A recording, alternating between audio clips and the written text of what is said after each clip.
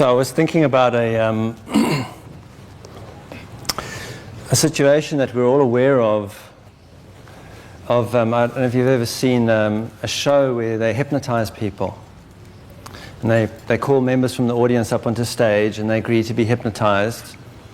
And they might hypnotize one person to believe that this person over here is a teapot. And then hypnotize the person who's the teapot to believe that the person over here is a cookie jar, right? And then they start, one's trying to get a cookie out of the cookie jar and the other one's trying to get a cup of tea, and it's a nightmare, right? And the thing about it is, while those people are hypnotized, there's no way that you can say to either of them, this is not a teapot, or this is not a cookie jar. Because they see a cookie jar. It doesn't matter. And what's also interesting is that while they're in that state, they have no awareness whatsoever of their life outside that experience at all. So while they're on the stage and going through their antics of trying to get cookies out the cookie jar or tea out of the teapot, they don't know that they were actually a few moments ago a member of the audience, and that they have a home, and that they have a family, and that they have a whole life. It doesn't exist. All that's true is that this is a cookie jar and I want a cookie, or that this is a teapot and I want some tea. And it's an interesting analogy, because we too are living in an experience in which we are hypnotized and we don't know it. We don't know it. There is a great story, one of my favorite stories is of a man walking along a street late one night, and he comes across another man on his hands and knees looking for something underneath the street light. And he says to him, "Have you lost something?" And he says, "Yes, I've lost my key." He says, "Can I help you look for it?" He says, "Sure." So he starts to help him look for it, and it's a very small area of illumination, and after a few moments he says, "Are you sure you lost your key here?" And he says, "No, I actually lost it at home." He says, "Well, why are you looking for it here? My lights don't work at home." Right. And it's a funny story, because that's how we are at the moment. We have a perceptual capacity that is shut down. I like to call it insight. And because we don't have any insight, we function purely on outside. Everything is outside to us. And the outside consists of two realms: the physical and the mental. And we anchor ourselves in the mental world, and everything to us matters. Everything matters to us. And what we do is we look at the material world that's happening to us. It appears to be happening to us, and we tell a story about it. And we believe that story. And then we act out on that story on the world. And especially when we're uncomfortable. And what we may not realize is that most of us are uncomfortable most of the time. It's just that we don't have the insight to realize that. So when I use the word realize, I'm talking about our real eyes. Because we have three sets of eyes that are available to us. We have our physical eyes, we have our anal eyes, which we use to analyze everything, and that's the eyes of the mental body. The eyes that require understanding for anything to be valid. And we also have our real eyes. And our real eyes are the eyes of what I call felt perception. And we don't use felt perception, although many of us are born with it. If you're here today, it is likely you were born with felt perception. Is there any chance of shutting this off? Jerry? We don't mind being warm in here. In fact, it'll probably heat up a bit. That's fine. Yeah.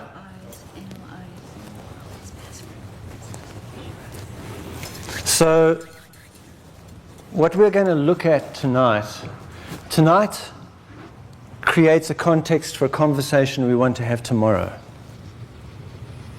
But to have that conversation, we need to explore how we have come to be crawling around under false illumination, looking for something that we can't find there.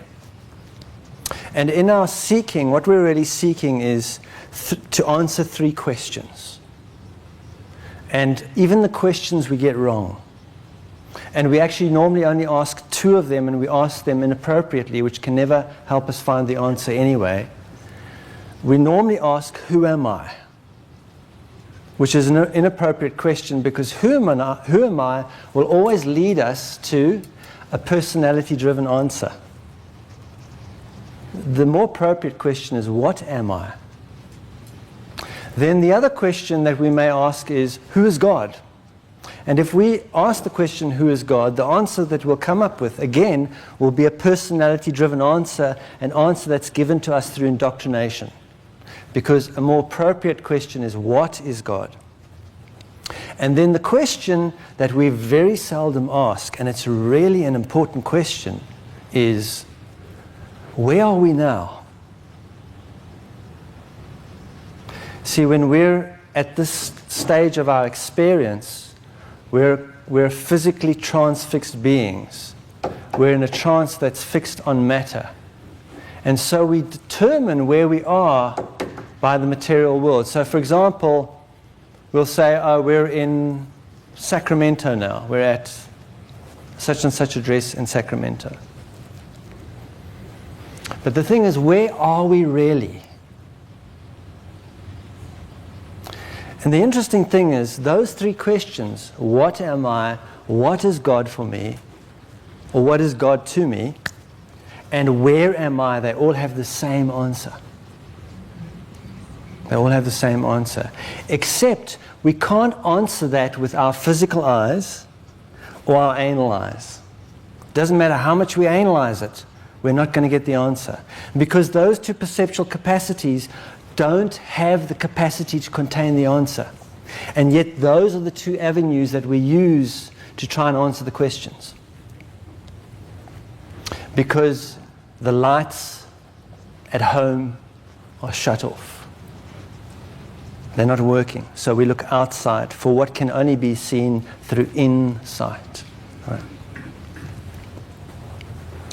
So let's see, the first part of this evening, what we're going to look at is how we get to this, how do we get into this predicament where we are physically transfixed beings. And so we're going to start at the beginning. We all come into this world in a very deliberate way.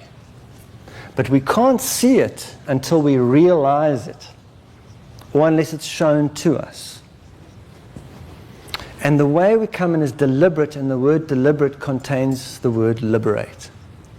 It's very deliberate how we come into this world. We come along a pathway of awareness, and we all move along this pathway of awareness as we enter this experience. And this pathway of awareness can be most easily seen in observing a baby. When a baby is born, it doesn't come out the womb and say, you know, that's the freakiest experience I've ever had. You know, Mom, when you fart, it's like a drunk Aborigine playing a didgeridoo. It's really weird in there, right? Doesn't. Because it doesn't have mental capacity.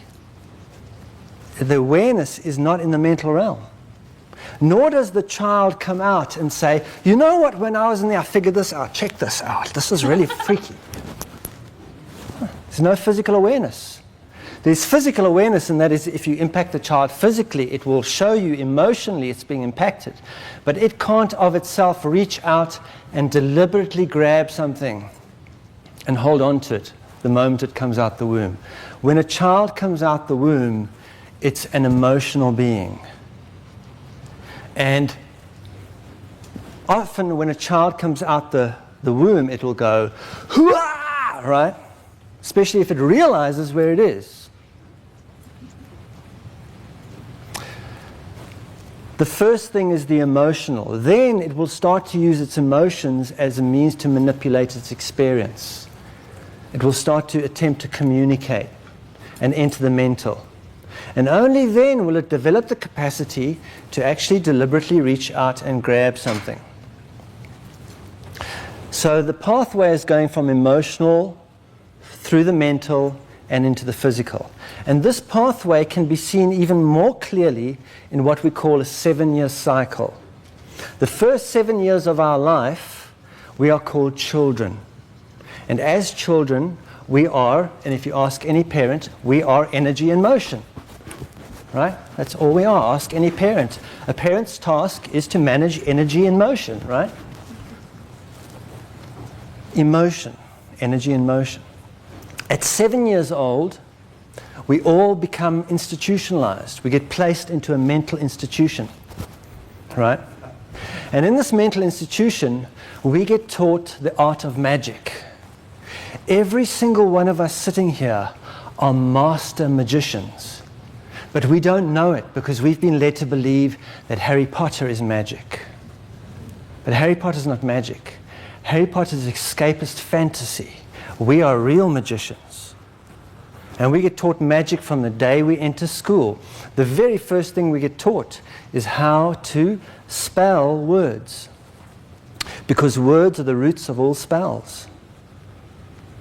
And once we can spell enough words, we get taught how to put them into sentences. And then we use these to sentence ourselves and others to certain perceptual frameworks. And once we get taught enough sentences, we get taught a story. Whose story? His story.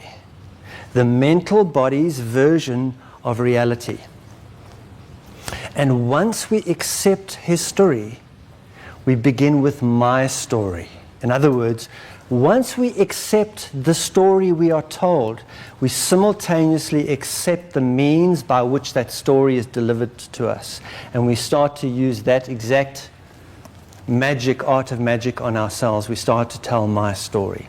By the time we are 14 years old, we are master storytellers already. And around about the age of 14, we then go into a physical transformation. We actually go through a physiological change in our body. And from that point onwards, we start to develop a different awareness about the physical world around it and how we're going to participate. What am I going to do in this world? And you can see a distinct shift at that moment in our way that we physically relate to other beings. Because before puberty, before this physiological change, we would say kissing, right? Afterwards, kissing, I like to investigate that a little bit more, right? And then at the age of 21, we have a celebration. And we celebrate because we have officially arrived, and something is officially over, and something else is beginning. And what we can't see is we've moved through 7 years of emotional, 7 years of mental, 7 years physically focused. By the time we are 21 years old, we behave in a certain way. And the way we behave looks normal to us because everyone else behaves that way. And what it looks like is this.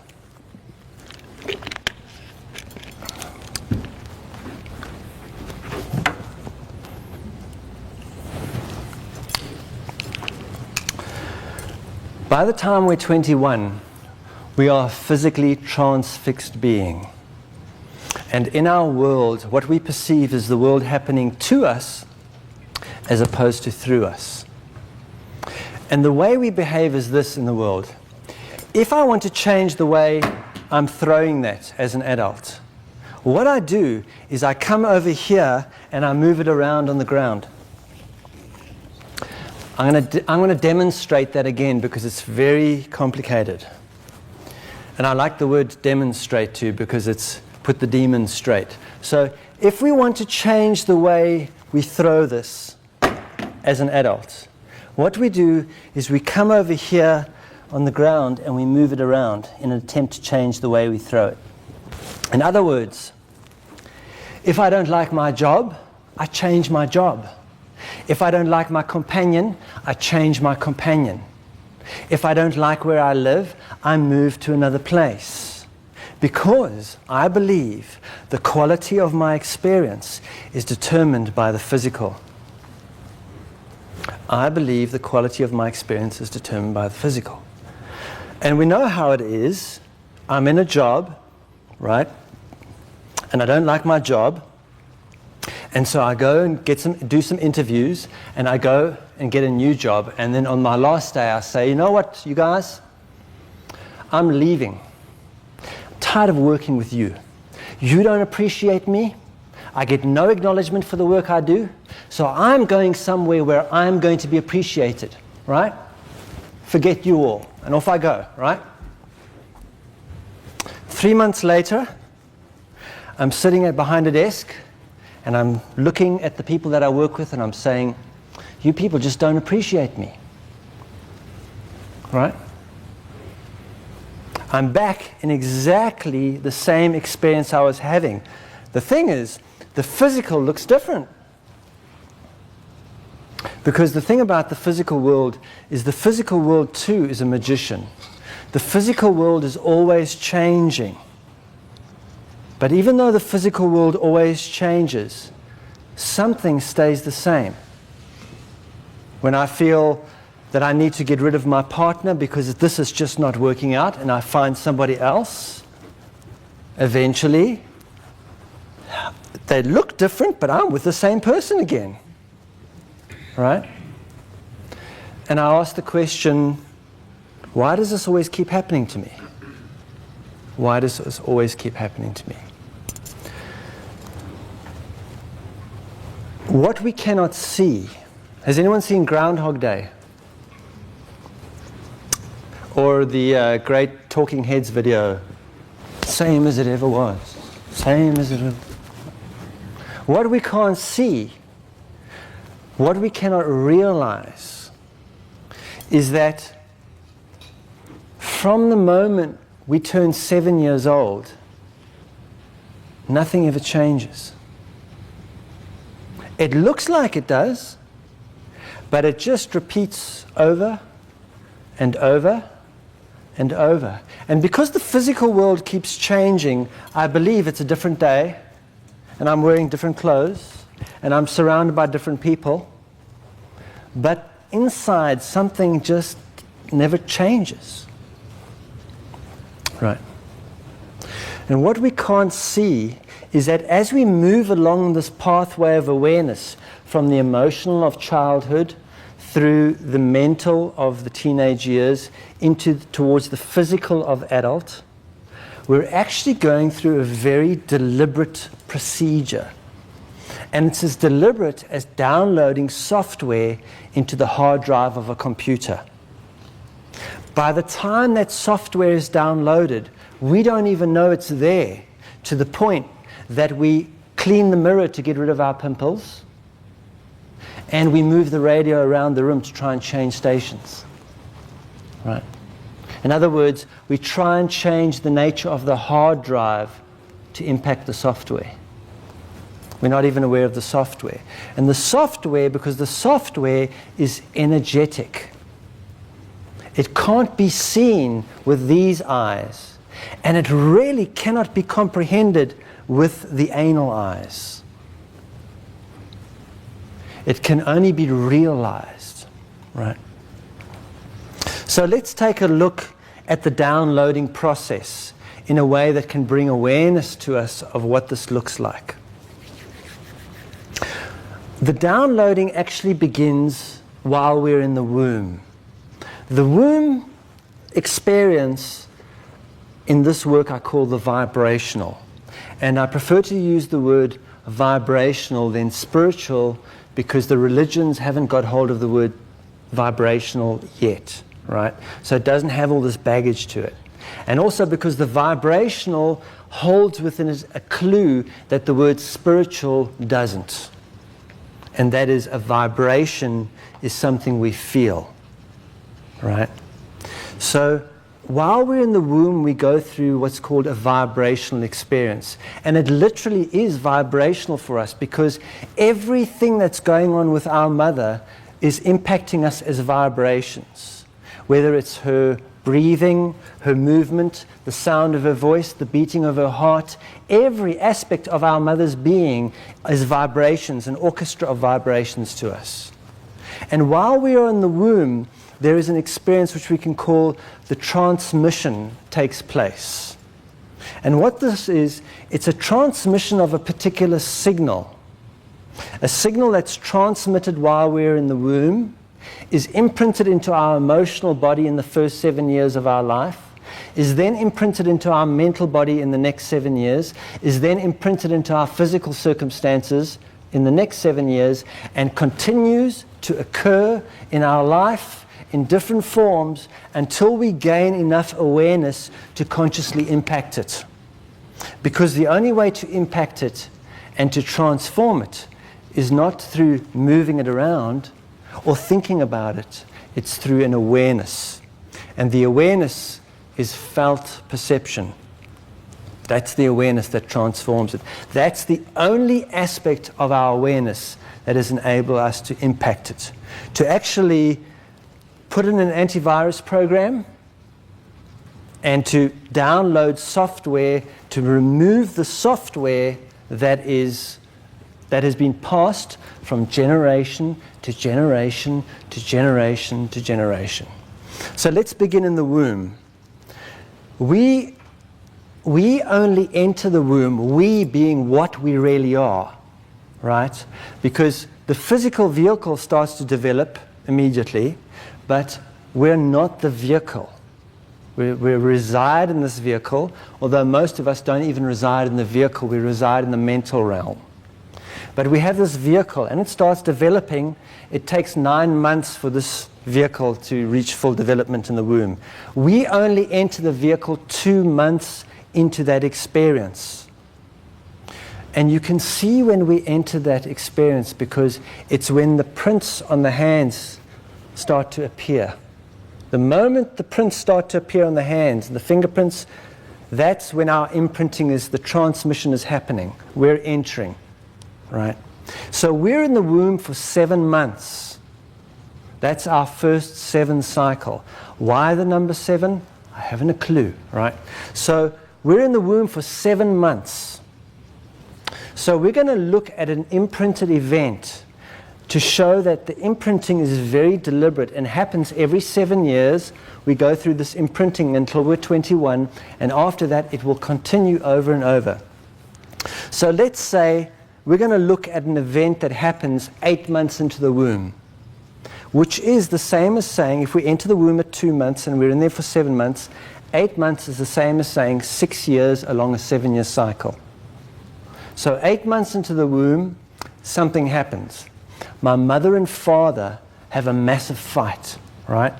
They married each other.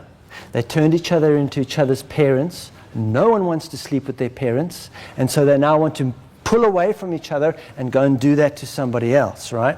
So they completely invalidate the experience they're having. We shouldn't be having this child. This shouldn't be happening. This experience is invalidated. And in that experience, what happens is my father freaks out and he walks out on my mother. And in that moment, there's an experience of abandonment. And that abandonment is made up of three aspects of emotional dysfunction: fear, anger, and grief. The only aspects of emotional dysfunction we have to look at when we're looking at imprinting. It's always going to either be fear, which is very much related to our physicality, anger, which is really related to the mental, revenge is a plot, right? And grief, which is directly related to the emotions, the emotional body. So in that moment of abandonment, there is a transmission of a very powerful signal throughout my mother's being. She feels abandoned, and that feeling that she goes through, which contains fear, anger, and grief, is transmitted to me in the womb through vibrations, through the way she walks, talks, the way she breathes, the temperature of her body, all these vibrations are impacting me. This is what we call a transmission. Then we can go along the 7-year cycle to the first 7 years, to 6 years along the first 7 years, which is when I'm 6 years old. When I'm 6 years old, my parents got together and tried to stay together for the sake of the child. But it's just not working. They cannot stand to be around each other, right?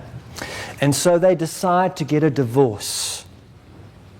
Now, to me as a 6 years old, I haven't entered that level of mental development that I comprehend what the word divorce means. It has no meaning to me whatsoever. I don't have the conceptual framework for it. Nor do I have the physical life experience to be a vehicle to hold such a conceptual framework. But I am fully in the realm of felt perception. I'm in the emotional realm. And so as this divorce unfolds, and there's an experience of abandonment again which unfolds. There is an abandonment of my mother and father abandoning each other, and me being abandoned as a child. The way that I receive that is through feeling. I feel the impact of the fear, the anger, and grief that surrounds that. And that impacts my emotional body like a tattoo. It impacts the way my energies move in motion, and more precisely, the way they no longer move in motion. Because when I feel these uncomfortable feelings, I go into resistance.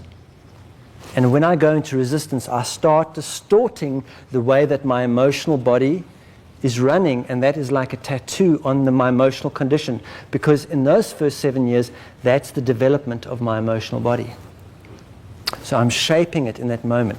We can go forward another 7 years, right, to when I am 13 years old.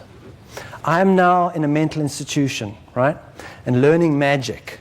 And at this time, I have a best friend, and because I've already got abandonment issues, I don't just have a best friend. I have a best friend, right? And one day my best friend's parents get transferred out of the state. And within a week, they're gone, and my best friend is gone. And this impacts me. I feel abandoned. Yes, there is an emotional impact undercurrent going on, but by now I'm well in the mental realm. And what I do is I use the art of magic. I tell myself a story about what is going on, about what this experience of abandonment of my best friend leaving means to me and about the world that I live in. And that impacts my mental body because I'm busy developing my mental framework. And we can go forward another 7 years to when I'm 20 years old. And now, I definitely have abandonment issues, right? And I meet this girl, right? And she kind of reflects those issues to me, so I fall in love with her immediately, right? And what happens is after 3 dates, I ask her to marry me. And so the wedding is going to happen, and I think this is fantastic. All my problems are solved. We just get married, everything's going to be okay, right? So I invite you all to the wedding, and here we are, and I'm waiting, right? Right? She doesn't show, right? She doesn't show. And I get abandoned at the altar. Yes, there's an emotional undercurrent to what is going on. And yes, there are stories about what's going on. But by now, I'm very physically transfixed by the world. It's about you being here, the embarrassment. I was really eager. I already opened some of those wedding presents, right? The money of the wedding, etc., etc. And I'm heartbroken. I've been abandoned, right? But to me, it's a very physical circumstance. And that is the end of my imprinting cycle. But we can go forward another 7 years, right? Because I have abandonment issues, I worked really hard at college. I got a really good degree. I finished a year ahead of the other students. I went out and I got a really, really good job at a really good company.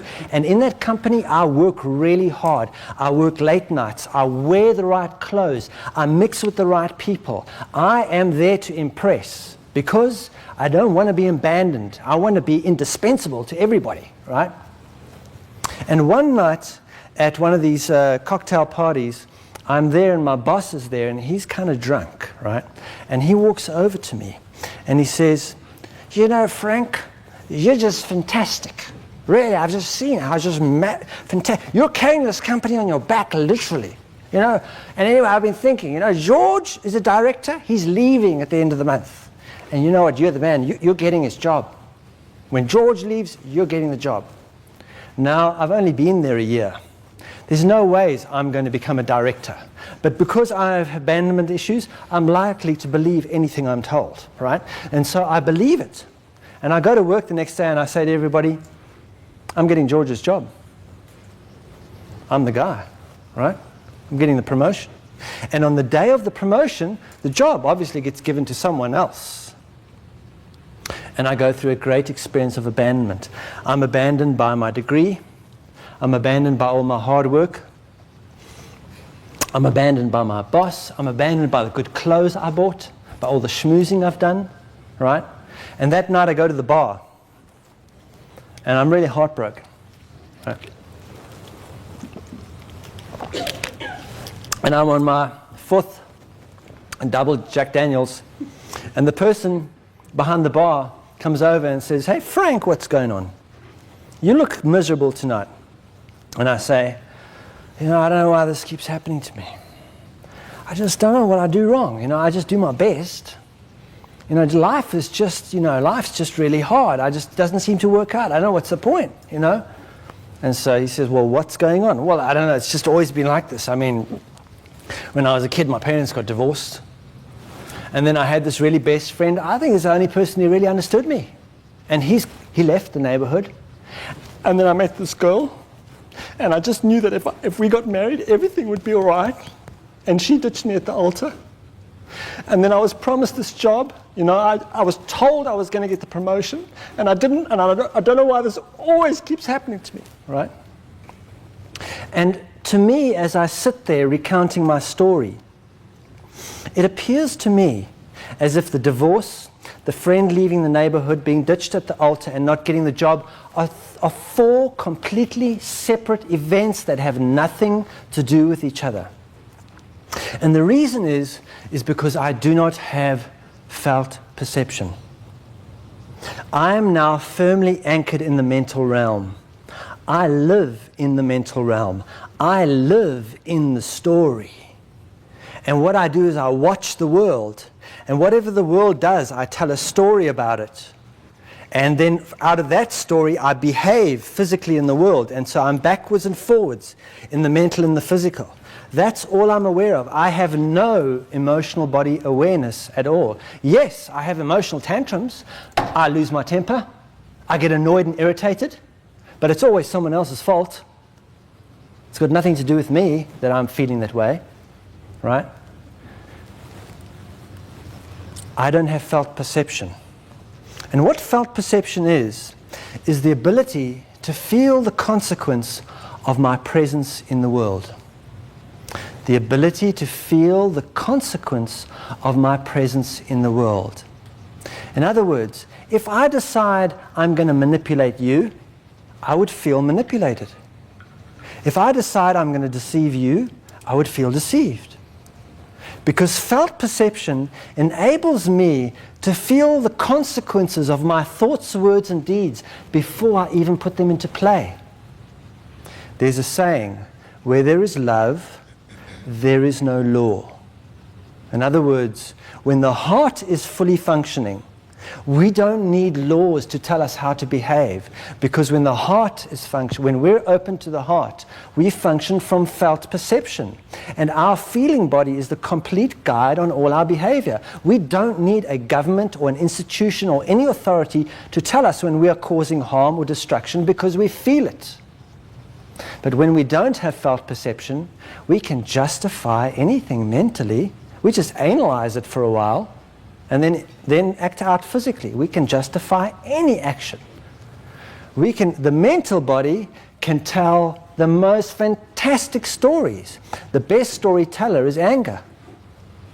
Anger tells fantastic stories. And you know what? These stories will stand up in a court of law. None of them are true, though. None of them are true. So if I walked up behind Frank while he was telling his sad story, and I had a syringe in my hand full of felt perception, right? And I walked up to him, and as he began to tell his story, I jabbed him with felt perception, and he told the story about the divorce, and about the friend leaving the neighborhood, and about being ditched at the altar and not getting the job. What Frank would realize, because felt perception and our real eyes are the same thing, he would have the insight to realize that although the physical events appear different, although metaphorically they're always the same, they hold within them the same metaphor. And that the stories being told were somewhat different, although there is a theme, but an unrecognizable theme to someone who doesn't have felt perception. That underlying the divorce, the friend leaving the neighborhood, being ditched at the altar, and not getting the job is the exact same emotional signature. The exact same felt dysfunction. An energetic circumstance in the emotional body that feels uncomfortable in a particular way. And that dysfunction that was implanted there at 7 is the same feeling underneath the friend leaving the neighborhood, underneath being abandoned at the altar, underneath not getting the job. And unless that is impacted, that same felt aspect would keep surfacing every year. Now, normally what would happen is that round about our midlife period, that dysfunction, that discomfort would grow so great because it builds up every 7-year cycle. It becomes more uncomfortable. That around the middle of our life, it would surface. It would explode outwards. And as it exploded outwards, we would behave like a child, because that's the imprint is coming from our childhood. For example, if Frank doesn't impact the signature, at the age of 50, Frank may find himself married, having a job, and in that moment deciding that he was going to leave his wife, leave his job, find a blonde, get his red sports car, and drive off into the sunset. It's called a midlife crisis. What a midlife crisis is when that emotional signature explodes out, and because it comes up completely unconsciously, it destroys everything around it. Right now on the planet, we're having a midlife crisis. Right? We're having a midlife crisis. We are living in a time in which the emotional signature is now surfacing in everybody. And how people manage to keep it sedated and controlled is beyond me. Although I do believe we have the pharmaceutical industry to thank for that. Right. So, what we can't see by the time we're adults, what we can't see is the impact our emotional imprinting is having on our current behavior. And the fact is that software program implanted in the first 7 years of our life is running everything. It shows us a teapot where there's no teapot. It shows us a cookie jar where there's no cookie jar. And if anyone says there is no teapot there, we get vehement about it. We say it's a teapot. It's a teapot. I'll tell you it's a teapot, right? Not only that, not only do we see cookie jars and teapots everywhere, but we can't remember what happened before that. We can't remember any identity outside of that experience. So let's take a look at how our emotional imprinting in the first 7 years of our life impacts us in this very moment. Let's go and revisit that time. So let's go back to, say, 3 weeks before the divorce. 3 weeks before the divorce. I am playing in the front room of my house, right? And it's kind of miserable in my home because there is a divorce that's unfolding. And what my parents are doing is, because they don't have felt perception anymore, what they do is they go to a coffee shop down the road and they discuss the divorce there to save the child. from all the fear, anger, and grief that is going on between them.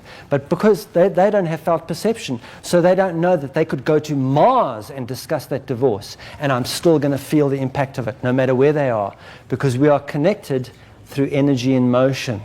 Doesn't matter how physically separate we are. And so life for me is miserable, because as my parents fight around the corner at the coffee shop, I'm feeling this. And one day I'm in the front room of the house, and my parents are inside, and I'm kind of walking around the front room, and I see visitors coming up the pathway. And to me, this is great. This is a possibility of something wonderful happening. There are visitors coming, right? So I, being a child, say, visitors! Visitors are coming! Visitors are coming! Visitors! Visitors! Visitors! Visitors are coming! Visitors! And my parents say, shut up! Can't you see there's visitors coming? Behave yourself, there are visitors coming, right? And immediately I go, and the only thing that's left moving is my big toe. Everything else is still, right, in resistance. And as the visitors arrive, my parents open the door, and they come in and they say, my parents say, and this is little Frank, and they look at me and they say, oh, what a well-behaved little boy he is. Aren't you so blessed to have a child like this, right? And there I am, standing, receiving all these accolades for being completely inauthentic. And I remember that, because that works. Not only does that work, but it keeps me safe. And that's the most attention I've got from anyone the whole week. So I file that away. That act is useful. That becomes one of my acts. And what I've been doing as I go through my 7-year experience is collecting the acts that work and filing them away.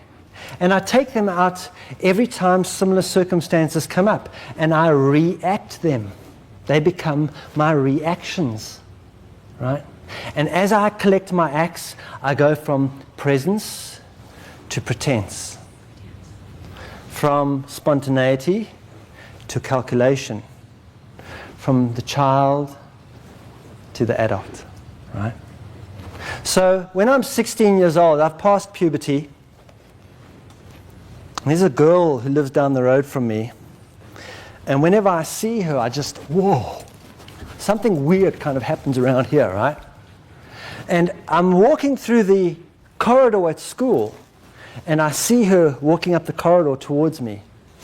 And what I really want to say is, you make me feel so weird, I don't know what's going on, right?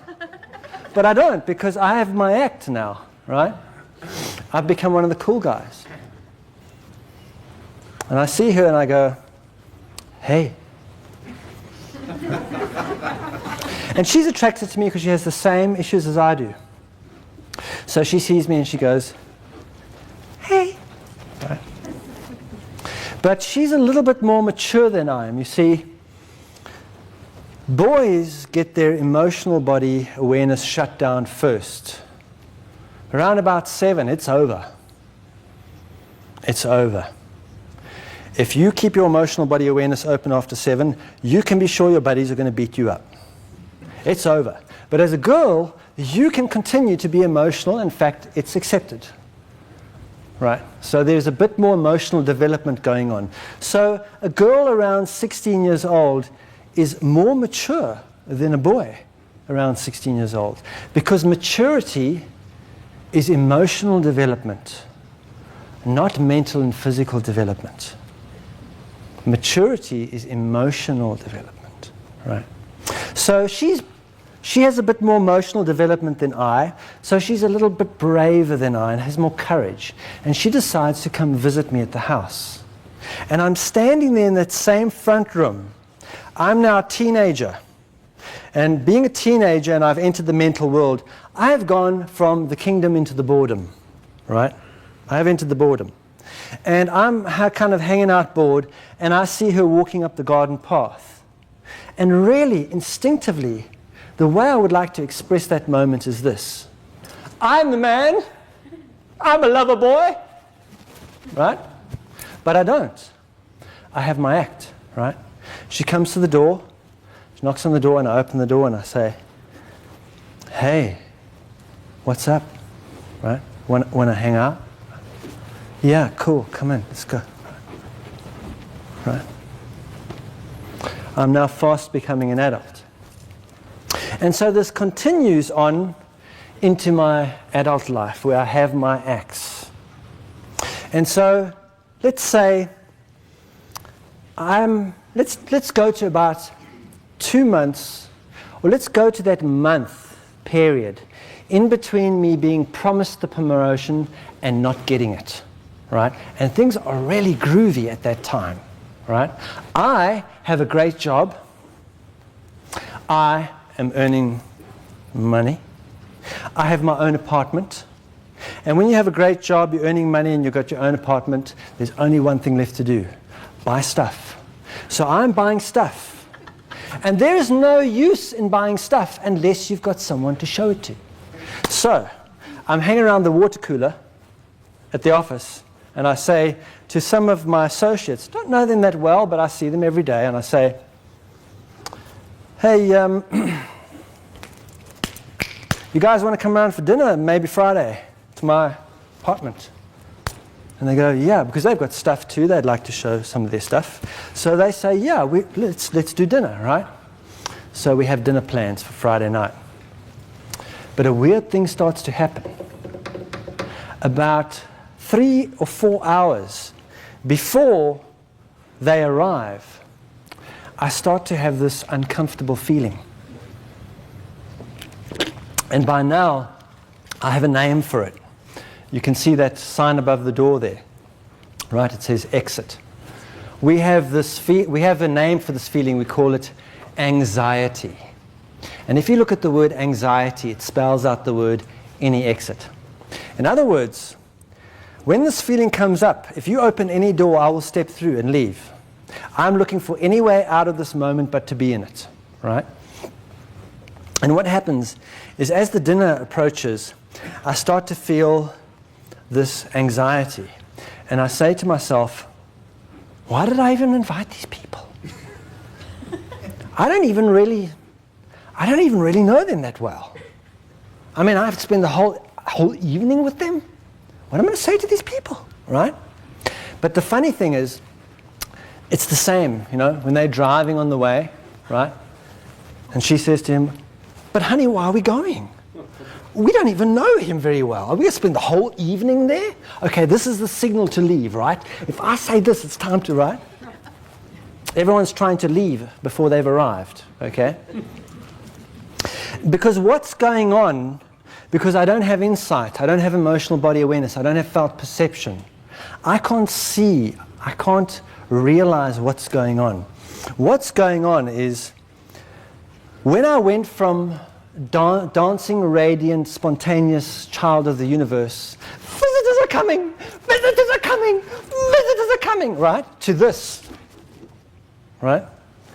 I went from energy and motion to resistance. And resistance creates friction. If you rub your hands together and really resist, you'll find it creates a friction. And that friction creates a heat. And actually, if you rub your hands enough, you'll create enough heat to actually rub your skin off. Right? And that's what's going on inside our own emotional body. Every time we say yes when we mean no, and no when we mean yes, every time we sit at the dinner table 1 second longer than we want to be with those people, right? Every time we wear clothes we don't want to wear so we can accomplish something, right? And actually, by the time we're adults, we are going like this almost all the time. Every time we invalidate the experience we're in, which is the basis of our religion, by the way. I don't know if you realize that. Is that if you're born a Christian, for example, your experience is invalid. You're born a sinner, so about everything, right? The experience is invalid. If you're on a spiritual path that says you should be in nirvana now, If you're in a job that you think you should be in another job, if you're with a companion you think there could be someone better for me, every moment that we invalidate our experience, we're doing this inside. But we don't know, because we don't have insight. We don't have emotional body awareness. It shut down between the ages of 7 and 14. The only way that we know that it's there is the amount of times we would like to find the nearest exit out of the experience we're in. When we get irritated, when we get upset, when we get annoyed. All of those moments are outward reflections of this going on inside of us. But we don't see that because now the world is something that happens to us and not through us. And so every time this happens in our body, what do? We go to the mirror and clean the mirror to get rid of the pimples. We say, no, you need to change so that I feel better. Right? So as the visitors are coming and arriving, right? This is going on. And the thing is, in society, we have found ways to deal with this, because you can't go and ask someone what to do about this if they don't know it's going on in themselves. Because what we've all done is develop tools of sedation and control. It's basically called self-medication. We have developed ways to medicate this discomfort from our awareness. And in society as a whole, we used to have cigarettes and alcohol, although you'll notice that as we leave the mental plane and enter more the emotional realm, that we're getting heavy on the cigarette smokers, because that's to do with control, which is a mental dysfunction. But alcohol is completely allowed because that's to do with sedation, which is an emotional dysfunction, which is more to do with the emotional body. But we've developed ways of sedating and controlling. In fact, we even use our spirituality. Most of us, whether we are aware of it or not, enter spirituality as a reaction to our lives, not as a response to God. Right? So whenever we're doing something to feel better, whenever we do anything to feel better, we're self-medicating. And it's normal, because no one can help us if they don't know it's happening in us. And if you go to someone and ask them for help, for example, if you go to somebody who believes, what happens when they get uncomfortable is they talk about it. I'm going to talk about it. And after I talk about it a while, I feel better, right? I'm no better at feeling, I just feel better, right? So I talk about it. So if you go to that person and ask them what to do, they'll say, let's talk about it, because that's their tool, right? If you go to a person who does yoga every day so that they feel better, they use yoga to self-medicate themselves, then they'll say to you, why don't you try yoga, right? And if you go to somebody who pops a pharmaceutical so that they feel better, then they'll say to you, you know, there's this wonderful medication. Ever since I've taken it, I've been fine. Have you noticed the word fine doesn't mean anything? It's the same as the word nice. If someone says to you, have a nice day, it's usually they say to you when you leave the airplane, bye, bye-bye, have a nice day. It means have a day in which you don't feel anything. Because nice has no meaning at all. What is nice? And fine too. I feel fine. It means I have no felt vocabulary to use, so I'm going to use this word that means nothing, right? I don't feel anything, and actually that's a good thing for me today. Because if I start feeling something, I'll need to go and talk to someone about it, right? We don't feel. We're indoctrinated into believing that feeling is dangerous. If we feel anything that's unfamiliar, we will do something about it. We'll do something about it, right? So as the visitors are about to arrive, Frank is in his apartment and feeling kind of, whoa, I don't really want to do this. What am I going to do? I mean, a whole evening with these people? I don't know what to do. Oh, I know what I'll do. I'll have a wet one. Right. Go to the fridge and crack one open. Oh, I feel better. I feel good. Wow. I'm ready to party. Bring it on, right? And they'll come to the door, and you can be sure when the visitors arrive at the door, they're looking for any exit as well. But we have this whole thing worked out, don't worry about it. They'll come to the door, and normally if I was in my spontaneous state, I would say, you come to my space, I want to show you my toys, my iPod, my iMac, and all this stuff, right? Eventually we're going to have the I am. It's almost coming, right? So when they arrive, they're feeling uncomfortable too. So I invite them and I go, hey, thanks for coming, come on in. And there'll probably be a moment or two where people shuffle around, right? Come on in. And eventually I'll say, I'll bring out the medicine, right? Go, hey, you want a drink? Yeah, let's have a drink, right? And what we'll do is we'll go over to the altar, right? Everyone has an altar. But the good thing about this altar is it works. Because an altar is meant to alter you. That's why it's called an altar. If it doesn't really work, right? So at least we go to that altar and we have a few drinks and we feel altered, everyone feels better, and then we can be with each other for the evening, right? Because we've done something about our discomfort. And we're all actually in that state. It's nothing to feel bad about because it's the human condition. It's the human condition. It's not even about alcohol and cigarettes. It's not even about hard drugs, because you can move all those things out of your life and find out that you're addicted to electricity. You know how addicted we are to electricity? If you take someone who's always lived around electricity into a space where there is no electricity and hold them there for a while, they will start to freak out. The first thing is they will start to feel physically uncomfortable. 2 or 3 days. Cold and flu-like symptoms, just feeling uncomfortable, right? And then they'll start, weird thoughts will start happening. Freaky stuff, right? And if you hold them there long enough, they will go through an emotional breakdown. The exact same sequence of events as a person kicking heroin. Because whenever I want to feel better, I can just go on the TV or make a cup of coffee or do something, right?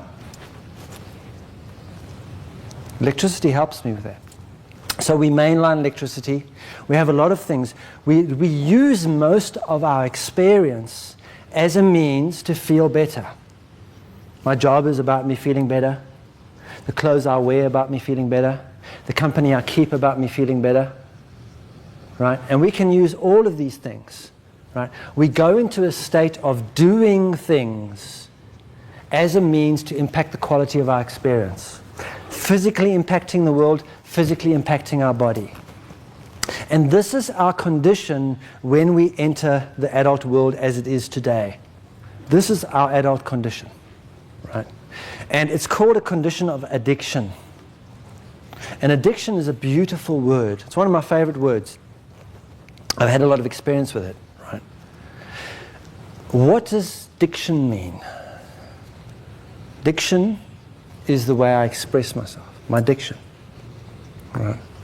So when I'm unable to express myself authentically, in the moment that I'm asked to, when I'm unable to, I will add something to that moment. Whether it's a physical behavior, a thinking pattern, a substance, I will add something to that moment. I add to my addiction. That's addiction. That's all it is. Right? And the thing is, when we're physically transfixed beings, what we do is we go, that's the evil there! And we form a group, around this. This is the group. I'm born with this forever. I will forever have this disease. There's nothing I can do about it. I have to meet with you all every week and talk about this, because this is the terrible thing, right? We blame the physical, but it's got nothing to do with the physical. We can also go into our thinking, right? It's like when I'm addicted to having no money, I can do the mental thing too. If I try and, if just not doing the physical, I can go into the mental and say, I'm abundant, I'm so abundant. I'm Mr. Abundance. My parents nearly called me Abundance when I was born. I radiate abundance. I have abundance messages on post-it notes all over my apartment, in my car, at my office.